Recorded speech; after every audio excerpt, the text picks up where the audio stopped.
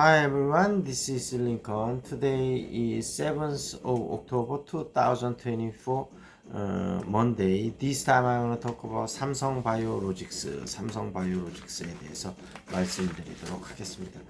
오늘은 좀 살짝 떨어져서 0.10% 올랐네요. 99만 8천 원으로 좀 시작을 했고요. 삼성 바이오로직스가 좀 최근에 좀 많이 올랐죠. 여러 가지 좀 호재들이 있어서 올랐고, 그렇지만 가격이 워낙 올라서 조금 밸류에이션 상으로 부담은 살짝 있습니다만 조금 길게 봐야 될 것 같아요. 지금 한 2년 정도 보면은 지금보다도 한 2배 정도는 올라갈 것으로 많은 전문가들이 예상하고 있는데, 다만 지금 워낙 이제 한 주당 가격이 100만 원에 육박하기 때문에 아마 액면 분할을 좀 추후에 좀 하지 않을까. 그래서 100만 원이 넘으면 사실 일반 개인들이 뭐 예를 들면 10주, 20주 이렇게 사는 게 부담스럽잖아요. 그래서 원래 액면 분할을 하는 것 자체는 뭐 주가 흐름에 크게 그건 없습니다만, 성장성이 큰 종목들은 아무래도 액면 분할하면 조금 개인들이 좀 더 접근하기 쉽기 때문에 조금 그 주가가 올라가는 경향이 있습니다. 그래서 이제 가장 큰 거는 미국 이제 생물보안법, 아직까지 뭐 발효에는 오랜 시간이 걸립니다만,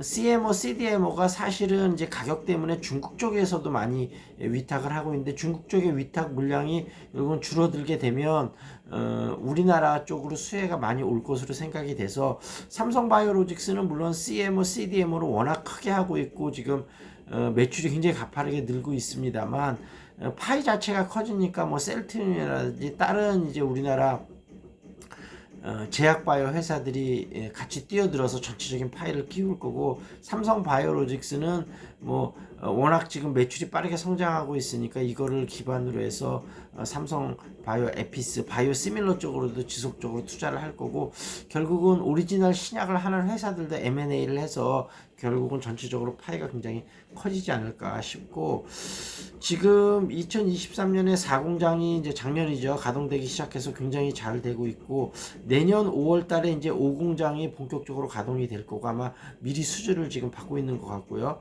아마 내년쯤에 6공장 착공 계획을 발표를 하고 2027년부터 본격적으로 가동되지 않을까 싶습니다. 그래서 예상대로 잘 가고 있고, 3분기는 매출이 1조 862억, 영업이익은 3081억 정도 예상되고 있는데, 영업이익이 살짝 줄어든 거는 성장은 지속적으로 하고 있습니다만 3분기에는 일회성 마일스톤 수입이 들어오지 않아서 영업이익은 살짝 줄어드는 거라 크게 염려할 거는 없다고 생각이 됩니다. 그래서 삼성 바이오로직스는 긍정적인 시각을 갖고, 다만 조금 최근에 많이 올랐기 때문에 길게 보고 투자를 하면 좋을 것 같다 하고, 뭐 조금 눌린 다음에 조금 가셔도 될 것 같고요. 그 다음에 주주분들은 계속 좀 당분간 들고 가면 좋겠다, 이렇게 말씀드리도록 하겠습니다.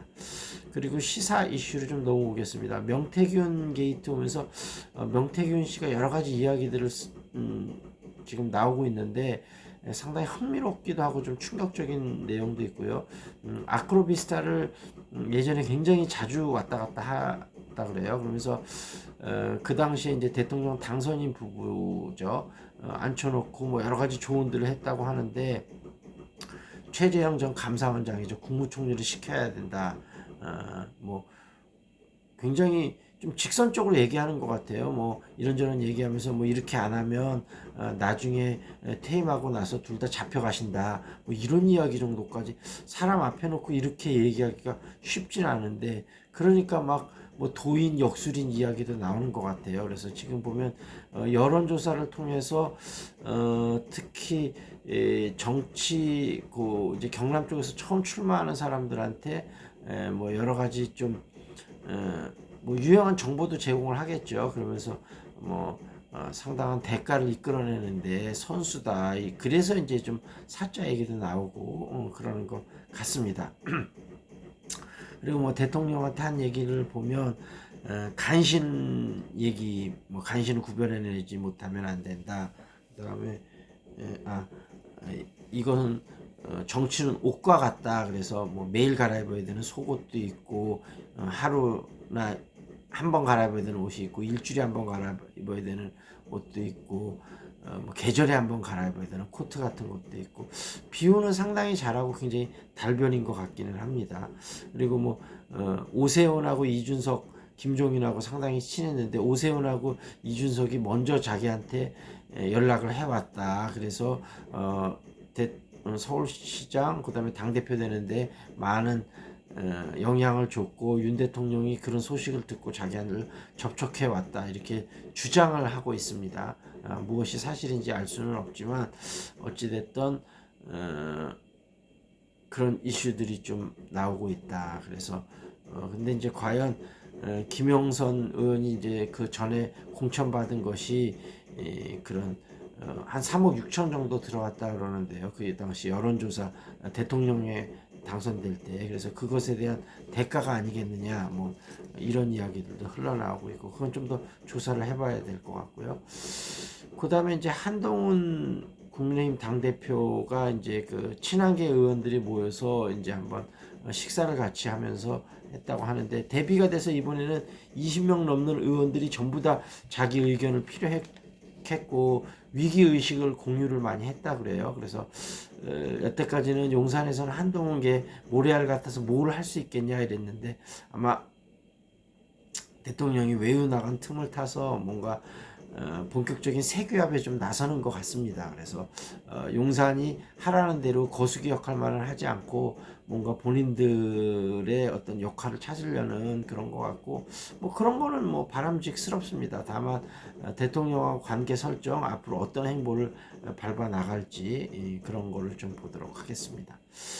그리고 민주당에서 결국 그 금정 구청장 이제 이 단일화에 그 조국혁신당하고 합의를 해서 민주당 쪽으로 됐죠. 그래서 아마 좀 이번에 보궐선거가 규모는 굉장히 작은 선거입니다만 굉장히 좀 이슈가 될 것 같아요. 그래서 이 부산 쪽에서 만약에 민주당 쪽에서 이긴다고 하면 국민의힘에는 굉장한 타격이 될 것 같은데 이것이 어떻게 될지 좀 잘 지켜봐야 될 것 같습니다. 자, 이 정도에서 마무리 짓도록 하겠습니다. 궁금한 종목 있으면 유튜브에 댓글 달아주시고요. 그 다음에 탁구, 재테크, 영어회화 관심 있으신 분은 연락 주시기 바랍니다. 지역은 용인 수지입니다. 예, 여기서 마무리 짓겠습니다. That's it. This is Lincoln. See you next time.